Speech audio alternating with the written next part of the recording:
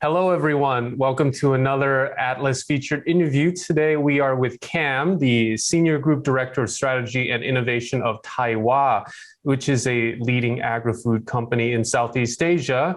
And Taiwa aims to be the leading company in agri-tech sustainability. Their long-term vision is to be globally competitive in creating sustainability and innovation from farm to shelf. Thank you so much for coming on to the show, Cam. Was that a correct introduction of what Taiwa is and what they're doing? Perfect. Okay. Thanks, Jeff. Awesome. Take it away, Djoann. Yeah, thank you so much for joining. I'm super excited to have Cam here with us because, over the past few weeks, we've got the chance to interview really great people in Atlas. We've got some really successful businessmen. We got some really successful ESG tech investors. I know we want to get a little bit more into the corporate side of things. And God knows how many corporates are excited about this wider sustainability and ESG world, right? So before we get into the details on how you guys are stepping into this space, maybe can you give us a little bit of background on what Taiwa does? Where does the company come from? Because it's a great company that is probably around 70 years old, right? So yeah, where does Taiwa come from, and what this is a time of change right now? Thank you. Thanks, John. And thanks, Jet, for inviting me. Really looking forward to spending the next an hour or so with you guys. So actually, I just personally, I joined Taiwan about almost 3 years ago. And Taiwan next year, we're going to be 75 years old. We have been in the business of agri-food for 74 this year. But traditionally, so 80% of our business is tapioca starch. So we make tapioca. Our exports market are around 35 countries all over the world. That's 80% of our business. But another 20% is vermicelli noodles and rice noodles. Within Thailand, we are very well known for the Double Dragon brand, which we sell, in all 7-Elevens, modern trade stores, general trade, traditional trades in Thailand. We're also building that brand in Vietnam, where we've started having that presence over the last 3 to 4 years already. Our tapioca business, we also have, besides the 6 factories here in Thailand, we also have 2 factories in Vietnam as well. And we have sales offices in Shanghai, China, in Vietnam, as well as in Jakarta, which we just opened last year, just before COVID. Yeah. In terms of where we are, I think, being in business for almost 75 years old, the business has started to mature, but over the last 4 to 5 years, I think, John, you would know this best because you're one of the first people who came to Taiwan and helped us drive some of those design thinking innovation workshops. And I think those were, one of the first things that got us started to thinking about what else is out there, what should we be doing? Because we realized that being in business, we need to look at new things. We can't not innovate. We can't keep doing the same thing that we're doing every year. Although we say, yes, the business is going well, we're growing, we're getting profit, but ultimately, unless we build that new S curve, which everyone likes to say, we one day we'll just die out, right? So over the last 3-4 years, we've been exploring multiple things, innovation projects, new products portfolio, which we've built in terms of starch. End of this year, we're going to be, Q1 next year, we're going to be launching a new business, which is very exciting, the bioplastics tapioca starch line, as well as going forward, we'll be exploring plant-based proteins, fibers, sustainable packaging as well. And just coming back at the core of Taiwan, we we make about like 300,000 tons, over 300,000 tons tapioca starch a year. But at the core of that is the farmers, right? So we source about over 1.3 million tons of tapioca roots. We work with farmers within Thailand, within Vietnam, Laos, and Cambodia to source all of that. So it's not only for us, it's not only transactional. We want to be able not to grow ourselves, but also to grow our farmers as well, to help them increase their income and increase their livelihoods. How do we do that? That's all the agri-tech innovations that we've been putting in over the last 2-3 years into the farming community. Yeah. Wow, this is amazing.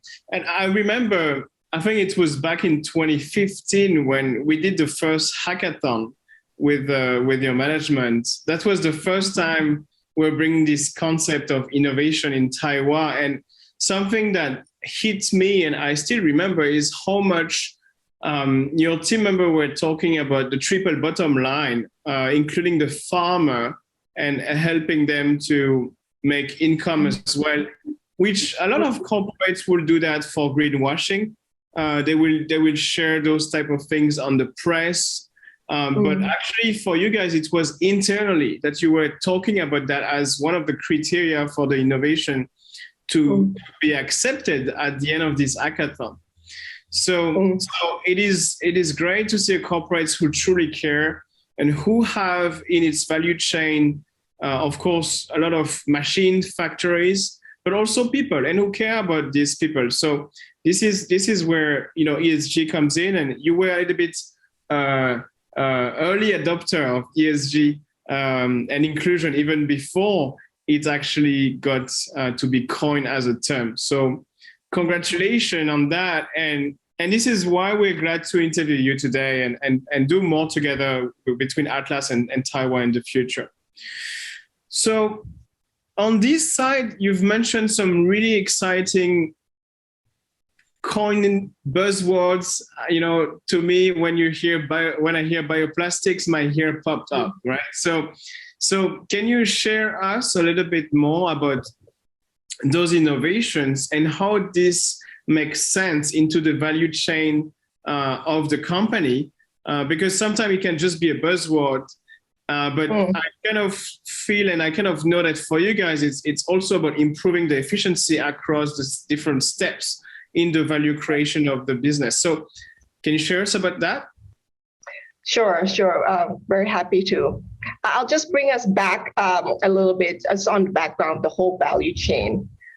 So starting at the farm, 1.3 million tons of tapioca roots that goes into the factory, that comes out as starch, and then the starch is sold to the customer, right? So that's become a commodity. Yeah. So where we are with bioplastics is we are adding that value to the tapioca starch to make something that is higher value, that is what the world needs over the next 10, 20, 30 years, that is good for the environment. So within that bioplastic, a very large portion, over 50%, is tapioca starch, yeah, which is fully biodegradable. Currently, we're doing, applications that we're focusing on with that bioplastics is the bioplastic mulchstream, which is actually being tested in the field right now. The agronomist team was just in CQ area, laying out the bioplastics to check and to make sure that, if the farmers were to use it, or if any company were to use it, it's applicable and the benefit is there for everyone to see visibly, and it's transparent. Some of the other things applications that we're exploring with the bioplastics as well is for example, like water bottles that are biodegradable, packaging, sustainable packaging that are biodegradable as well. So that's the thing that we're developing. So our production line is going to be up and running Q1 next year, and we're very excited. The brand that we're going to be launching is called Roseco. Roseco coming from the word, our heritage brand is rose Rose brand, very well known. That's the Rose brand tapioca starch. Very well known. We're number one in China in the food segment. So it's very known for quality. It's very known for consistency and in terms of like the functionality. So that's the brand that we want to sort of carry on as a heritage brand into our new next gen product. So the next gen product will be called Rose Eco. So Rose Eco. Also sounds like Prosecco. Yeah. That's great. Very, very interesting. Jed, do you want to ask some question about the company vision? I think you've got some stuff in there. Yeah, absolutely. So yeah, I mean, this seems like it lines up with the company vision that you say that sustainability has to be part of all the daily operations, right? And part of its overall strategy. And so could you maybe talk to us about why you think now is the best time to pivot into sustainability rather than some other industry? Why choose ESG and sustainability going forward? Everybody's talking about crypto, right? So why not crypto? Why not crypto? That's why never not a been blockchain starch, right? Yeah. So I think it's not us choosing the time per se, but I think it has always been within our DNA, and also a lot of it is led by the vision of the CEO and the founder before us. We want to make a mark that is positive for the world. So it's not just, things are not just commercial. We're not just trying to get a lot of profit, cutting corners around everywhere, but we want to make sure that we're doing things well and leaving something positive for the future generations, right? So, for example, within the agriculture space or within the farming space, right? 1.3 million tons of food sourced by us on an annual basis. We're impacting, and we're working with about 30,000 farmers. Yeah, 30,000 farmers is a lot of farmers, to be honest. If we think about helping them increase their income 10%, 20% over the next 2-3 years, I think that's a very positive and very helpful for the farmers on that side. And partially why we're even going harder in terms of sustainability side, although driven by our own DNA, but it's also very market driven as well. Yeah. So we, on the market side, we sell to the likes of Nestle, Unilever, and multiple other multinational companies, international companies. Even their customers or their consumers are demanding that the products that's put on their table, the products that they eat, it comes from a sustainable source. Oh, that's interesting. Yeah, so it's both an internal vision and market driven too. Yeah, exactly. So I think the two things just goes very well hand in hand. So even though we say, yes, let's do so just imagine a scenario where we say, yes, let's go for sustainability, right? And if it's only Taiwan, it's very expensive because that value, if the customers don't want it and the customers are not putting value to it, it's not very, honestly, it's not going to be very translatable in terms of profit or, the bigger market opportunity there. So now we're very lucky. We're at that time where end to end, everyone is looking at it. Everyone is going hard. There's a lot of innovations in the market to sort of help the movement along, I think. That's amazing. And so is that a label, or is that a certification, or is that a criteria as a supplier? For example, you mentioned you work with companies like Nestle, right? How do they enforce those sustainable aspects with commercial agreements? Mm, mm. So I think I don't know whether you've seen, the sustainable certifications where we can apply for example, the SAI platform, where they do farm audits, factory audits, where they can sort of validate that the supply or the source that it comes from, it comes from sustainable farming practices. It's good for the environment, it's good for the economics, it's good for the society. Yeah. Those are the type of same requirements that Nestle looks for, because Nestle, for example, Nestle Unilever, if I'm not wrong, I think they're a part of the SAI platform. So they use those same criteria to grade their suppliers.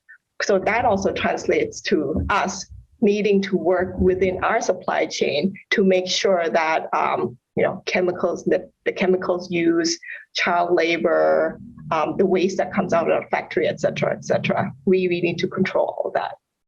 Okay. And so they will inspect how the farms are run, or how does that work? So how we do it is, for example, we're getting certified. We're working to get certified from the SAI platform. So they're auditors, so the likes of SGS, the likes of EcoCert, et cetera. There is about, I think, 120 requirements which companies need to comply. So we work through all that. That's an exam. It is. It's a lot.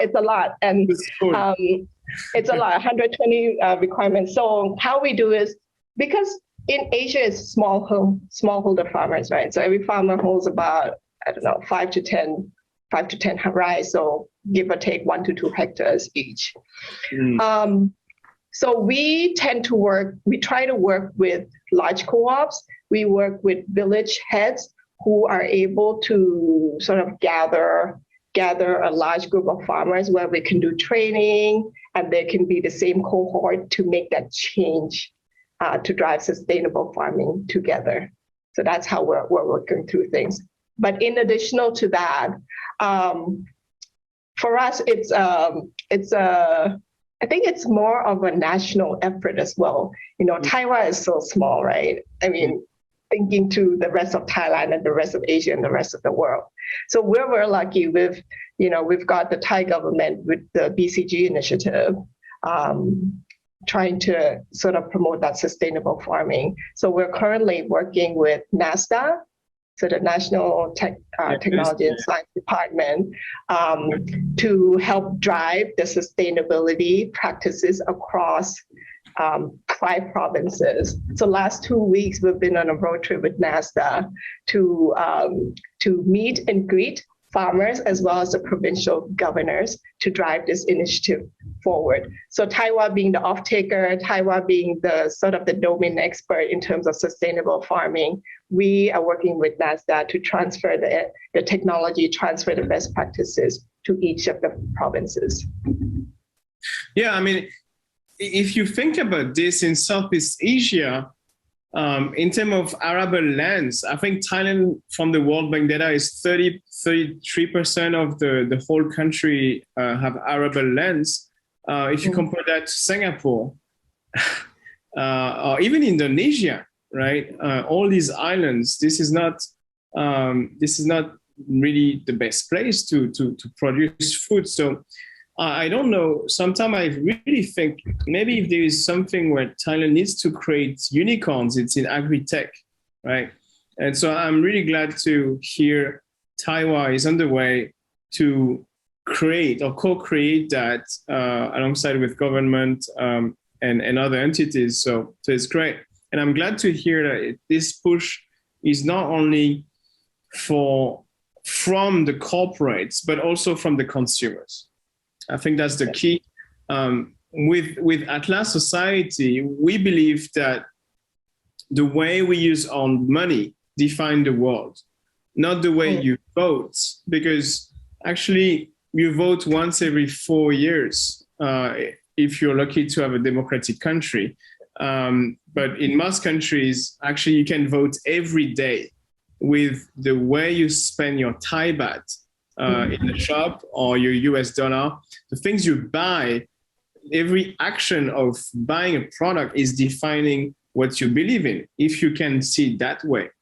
So it's very exciting to see how corporates are now reacting to this new trend, sustainability, and yeah, it's exciting to see that even on your website. I think we've seen that there is those sustainable strategies incorporated now, and those are things I would never have imagined to see, even 2 or 3 years ago. So maybe you can tell us about that, right? 4 sustainability strategies, farm development. I think you mentioned that. Green factories and communities, it's probably falling in the same aspect. Organic food and healthy food R&D. What is this? And family work-life balance. What is this? I want to know a little bit more. Sure.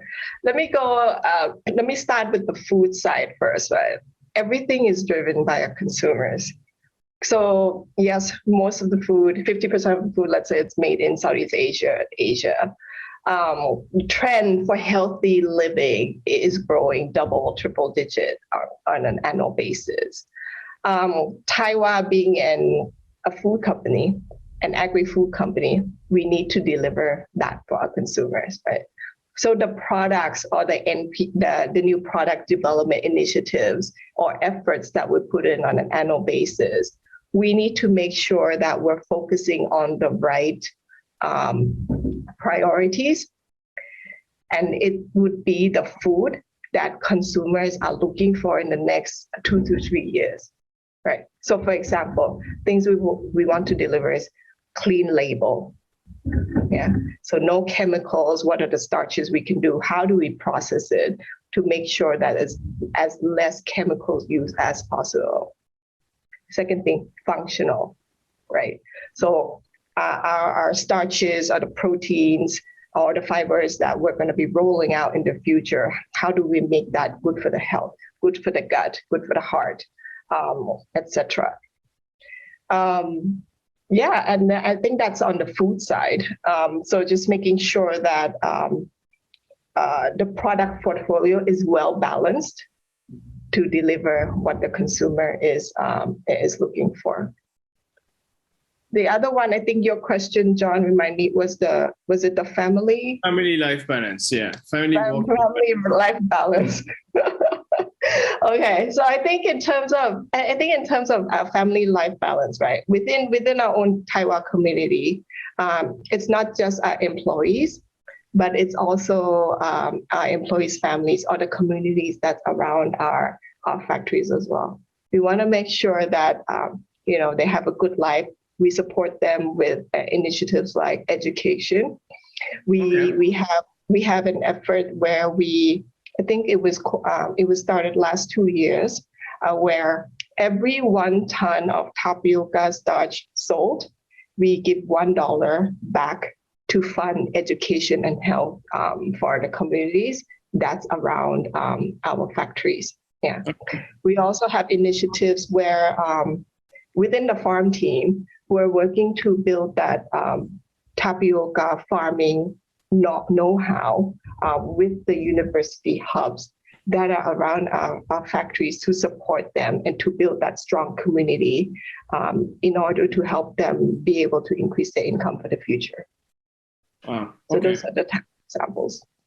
It's great to see how there's so many NGOs trying to do here and there, but when a corporate decide to take that as its core value, the impact is really to the next level, right? And I think to take that to be even to the next level, you guys have some news here, and I think Jet, want to know more about this. So and I'm very excited about this. We've talked together, so let's talk about that, Jet. Like what's going on?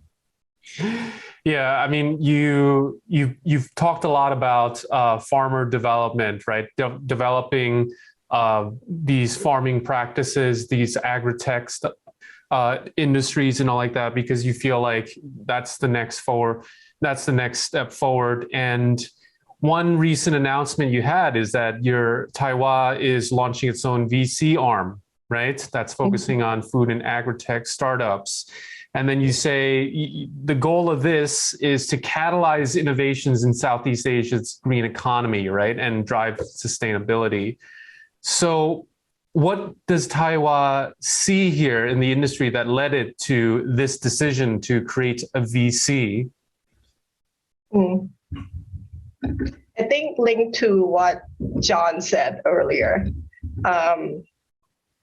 about, voting, it makes an impact every 4 years. But I think investing, those are the type of daily decisions that we can make in order to, I guess, propel the world forward. So, as Taiwan, I think we see that within our own sort of landscape or within our own, business, we can make an impact even beyond just Taiwan, right? So that's why I think, for us to roll out the Taiwan Ventures as a corporate venture arm, we would like to invest in 4 key things. So farm tech, farm innovation, B2B digital supply chain, bioplastics, waste upcycling, and novel ingredients. So these are things, within the Taiwan universe, but to be able to invest in these things would help fund, of course, everyone hopes, the next unicorn that can make a very positive and impactful change for the rest of the world. Right, and that's great. It goes back to this is Taiwan voting with its money, what startups and what innovations it wants to see. So that leads me to the next question is, okay, sure, why don't can you give us a little glimpse into what startups are you looking at? What are innovations that you see here? We'd love to hear about what Taiwan is looking at. Sure. Let's start with the farm side first, right? So the things that we're looking at, the precision farming. We're looking at one of the big things which will definitely make a big impact for the future is soil health. So finding startups that are innovative, where they can come up with solutions for soil regenerative agriculture. That's something that we're looking at as well. Over the past, we haven't invested yet, but over the past 2-3 years, we've been working very closely with a leading startup here in Thailand, in farm, to build the database and to build that capability where we're doing satellite scans across Thailand and CLMV region to identify where the cassava is, the health of the cassava. And this will then help help sort of flag the risk for the farmers, so we can send our agronomist team to intervene and support the farmers in order to save or improve the yield of their crop. That's one example. For the bioplastics and waste upcycling, I think we already touched base on that. We're rolling out the next, bioplastics for tapioca. That's going to be rolling out here. Waste upcycling is also using the waste from our factories. Out of the factories, 1.3 million tons of tapioca starch. 30% of that is wet pulp. So that wet pulp we can turn into things like biofertilizers, which we're starting to do now. It could turn into things like animal feed, which is very good for in terms of yield. We can add value to that, but also make something such as sustainable biopackaging as well that we're exploring. So we've been talking, and I won't name names, we've been talking to multiple startups within Asia and the US as well to see what solutions there is out there, and some partnerships that we want to sort of use Taiwan as a sandbox, so to speak, for those startups, make a successful case, and then scale across Asia. and then globally. Okay. For novel, sure. Do you want to go? No, please go ahead.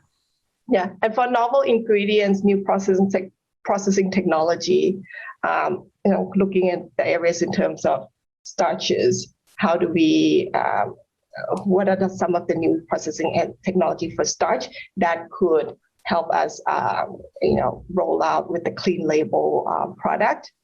Novel ingredients such as proteins, so plant-based proteins. What are some of the new crops that we should be exploring that at the backyard of Southeast Asia, for example, mung beans and various other crops, things like that. B2B, supply chain and analytics. We're in the B2B business, right? So tapioca starch, we sell to food processing companies such as Nestle, Unilever, and multiple other companies. But we also have our food business, which we, our customers are the likes of modern trade, are the likes of food operators across the region here. So to be able to create that efficiency in the supply chain is something that we're looking to do. Yeah. So partnering with someone who has that capability to link from the supply, the demand to the supply, optimize that full supply chain, optimize that product, that's something that's useful. I think the side benefit of that is if we're able to optimize that whole supply chain, positive impact to the environment, less food waste as well, less carbon emission. Yeah, less carbon emission, less food waste, less water usage as well. Exactly. In that sense, I remember we're discussing connecting one of the companies in Atlas portfolio who is doing insect production for pet food and aquaculture to reuse the waste of Taiwan's starch. I think that was the idea as a product to feed those insects, for example. So that's a really concrete example of collaboration with startup. I think you guys have been working with Recult. I think we can share that. This is public, right? Right. You guys have been working with them for 2 years as well. So it's a satellite imagery and prediction yield production analysis company from Thailand. And there is more in the pipeline. So you're looking to bring some innovation from the US too. But so yeah, share us about that. Before you answer, I wanna let you know my stance of this. I think every local Southeast Asia VC try to invest in the US because it's cool and because there's deep tech, but I just don't see enough local agri-tech company here as well. So I think there's two fronts, right? It's good to invest in the US, but also, can you share us about what's your stake in contributing locally to grow more local agri-tech startups? I think technology is there, innovation is there in the US. Before we invest in anything, one thing that we need to be mindful of is our house is here in Asia, correct? Asia farmers, I'm just taking the farmer example first. Asia farmer is not the same as European, it's not the same as US farmers, right? Those are large farmers.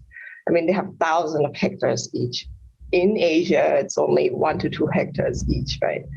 So the solutions, even though very innovative, very sexy in the US, we need to consciously be very mindful and think about how that translates or how that can be implemented or scaled within Asia. Yeah. So, yeah, I think we support local and Asia startups because they understand the business and they understand the landscape here. But I think we should also be very open-minded to see that there is innovation out there. It could be something that we can apply within Asia as well. Yeah, it's something we've been thinking a lot, right? And it's almost like, since Southeast Asia is a consumer market with millions and millions of potential users and cheaper cost of deployment, it's almost like you should not invest in the US, but bring in technology from the US to launch them in Southeast Asia. Maybe venture building them inside Taiwan is something, you guys have got in mind. I don't know. Have you guys thought about that? Yeah, I think to start off, we need to create sort of like a POC, a successful POC within Southeast Asia. We're very open to speaking with with startups to explore those solutions within Taiwan. And even if within outside of Taiwan, we're happy to make the connection as well, because ultimately it's impacting Southeast Asia on the positive side. Yeah, that's great. That's great. And I wish we can talk more often to corporates with your mindset. Hopefully you will connect Atlas Society with some of the corporates you're talking with, so we can be stronger together. But one question is really like, how do you incentivize other large corporations to, as we said earlier, start voting with their money and create, like you, a venture arm to start doing some bets, right? So what do you think could incentivize other corporates, maybe some of our viewers of that video, to see the benefits of taking that leap of faith and investing that money outside of the business instead of internally? What do you think are the economics there? Well, probably can't speak much for other companies. It all probably depends on the vision as well. So I think for us, it's not completely out the business, right? We're investing in things that make sense for us. That is potential plug and play within the Taiwan ecosystem. Ultimately, I think yeah, exactly. So, in terms of incentive for us, and hopefully other companies, I'm sure will see this as well. Driven by the market, driven by a changing market, they need to adapt, right? Adapt, exactly. Adapt or die. So, and adapting, you cannot wait 5 years, 10 years. You just have to do it now. And to do it now is to get someone who is already, 105, 110% deep into that activity, because they'll roll faster. They know things, and you don't need to wait for the corporate to learn. We'll just plug and play, and that's the easiest. That's the fastest way to roll. That's the fastest way to adapt. Thank you so much for this great segue into our book, The Adaptive Economy. You haven't got the book, but we'll make sure we get you one, hopefully for Christmas, delivered to your door. But yeah, that's what we believe in within Atlas. We believe it's not ESG, it's not saving the planet, it's adapting, because the planet's going to be here with or without our civilization. The question is your company going to be here next 20 years? Exactly. Why, the carbon taxes are coming, why climate events will make business harder and harder to operate with high margins, while climate migrations will become a really big factor of political instability. So it is really about that. It's really about getting into sustainability now to be able to adapt faster than other organizations. Yeah, and most importantly for corporations, it's adapting to your consumer base too, right? Because you're saying that consumers themselves are voting with their money. And so if you're not meeting the demand of your buyers, then, well, guess what? You're not going to have any sales and you're going to die, right? So I think that's most importantly. I think we talk about the planet and all these things and all like that. And corporations, I think they do take notice, but what corporations take notice the most is their consumers, and the consumers care much about sustainability now. So, isn't it the role of corporations to adapt to their consumers? And if they don't, then they die, right? Exactly. Yeah. So to end this, I think maybe could go with like a big picture question of where does Taiwan see the landscape in the next 5 to 10 years? The landscape for agri-tech or landscape for agri-tech? Okay. I think let's compare it to the last 2-3 years, right? So within Southeast Asia, about, if I recall correctly, about 300-400 million smallholder farmers. Yeah. Some startups, a lot now. I think probably over 200 startups focusing in the agri-tech space. A lot of those focus probably in the farming advisory area, within the digital marketplace area, and now doing a lot more on precision farming. Yeah, more innovations are starting to come in. We're seeing a lot more.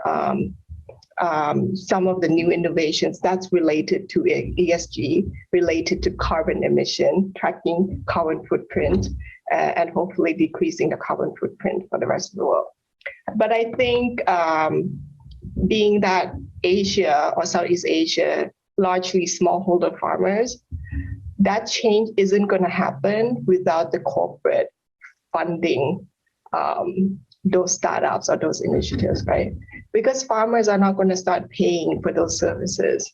It's the corporates that need to get in, be front and center, be the ones funding it, and gaining those benefits back into the business in order to reinvest that to fund that for the next 5 to 10 years. So hopefully you will see more of that investments from Atlas as well as out of VCs and other corporates. Yeah, we hope to work closely together to achieve that. So we're talking a lot together, and thank you to take the time to help an organization that is just starting right now, like ours. But yeah, we will work together, hopefully very concretely. So yeah, Atlas Capital is launching now. It's very exciting time as we're talking with corporates like Taiwan and a few others to really build up this new ecosystem, which was kind of reminding me 2014 when I came in Southeast Asia for the first time, and nobody were talking about startups. Nobody knew what startup was, and we had to educate the market about e-commerce and tech. Mm-hmm. And now we are at this phase where the CEO of BlackRock, Larry Fink, just said the next 1,000 unicorns will be sustainability tech, right? And so this is this new wave again, and now from everybody becoming tech, we're gonna have these new waves of everybody becoming sustainability tech. And we're so excited to co-create that with you in Southeast Asia. It's a very exciting time. Yeah.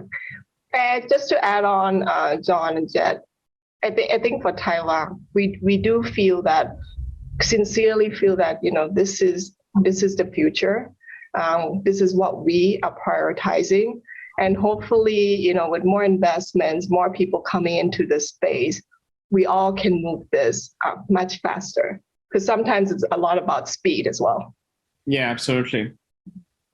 Absolutely, since also we have a degree commitment to reach, right, a carbon emission degree. So it's time to wake up and take action. And yeah, so glad to see corporates like Taiwan transitioning to be part of this. It's very exciting.